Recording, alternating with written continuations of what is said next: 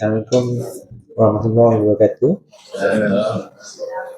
Okay, untuk esensi buku kali ini, saya akan membuat ringkasan. Ini buku bertajuk Muhammad Al-Fatih Penakluk Konstantinopel, hasil karya Abdul Latif Talib. Okay, tahun diterbitkan ialah pada tahun 2023. Mempunyai bilangan muka surat sebanyak 341 dan diterbitkan oleh Latif dan Keluarga Enterprise. Okay, next.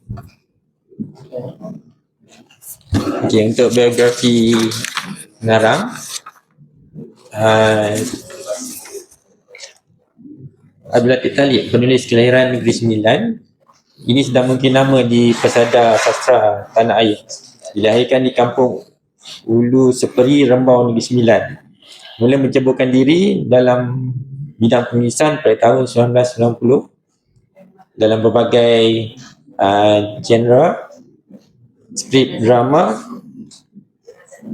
TV, drama TV, cerpen, puisi dan novel. Sejak itu karyanya banyak meraih hadiah seperti sayembara cerpen berunsur Islam, hadiah sastra putusan, sayembara cerpen perpaduan dan anugerah sastra Negeri Sembilan.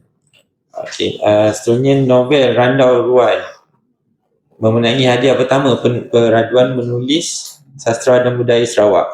Manakala novel remaja Beraraklah Awan Pilu memenangi hadiah sastra putusan pada tahun 2005. Penulis kelahiran Negeri Sembilan ini sudah mungkin nama di pesada sastra tanah air. Seterusnya adalah resensi buku ni lah. Okey. Pada 20 Rejab 835 Hijrah bersamaan 29 Mac 1432 Masihi, Sultan Muhammad II dilahirkan. Sejak dalam buayan lagi, bagi seorang alim ulama, Syekh Syamsuddin Al-Wali telah menjangkakan bahawa baginda bakal mencipta sejarah yang besar. Syekh Syamsuddin berkata kepada Ayahanda Muhammad II, iaitu Sultan Murad, "Wahai Sultan Murad, bukan tuanku yang akan membebaskan kota Konstantinopel, tapi anak yang di dalam buayan itu." Sejak itu baginda dilatih hidup bersederhana, dididik dengan ilmu agama dan ilmu peperangan. Setelah menaiki tahta mengganti ayahanda pada usia 19 tahun, baginda mula menjalankan usaha untuk penaklukan dan pembukaan semula kota Konstantinopel. Bagi merealisasikan sabda Rasulullah bahawa kota tersebut bakal ditawan oleh pemimpin tentera dan rakyat yang baik, maka baginda bukan sahaja berusaha menjadi pemimpin yang baik, malahan mendidik bala tentera dan rakyatnya sebaik-baiknya.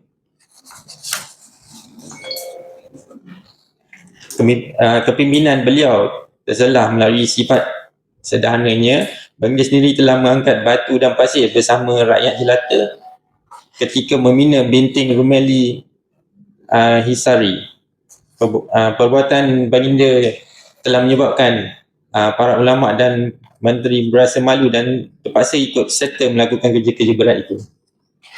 Selain itu, baginda berusaha menyediakan segala kelengkapan dan keperluan yang penting dengan rapi untuk menakluk kota itu, seperti memperkukuhkan persenjataan dan strategi peperangan. Kesemua ini bakal menjadi faktor kejayaan baginda dalam penaklukan itu kelak. Strategi menggerakkan kapal-kapal perang menggunakan jalan darat melalui Galata untuk melepasi Golden Horn yang laluannya direntangi dengan rantai besi. Ini membolehkan pasukan tentera laut membantu serangan. Di samping itu, pembinaan Meriam Besar Turki berjaya memecahkan tembok kota Konstantinopel.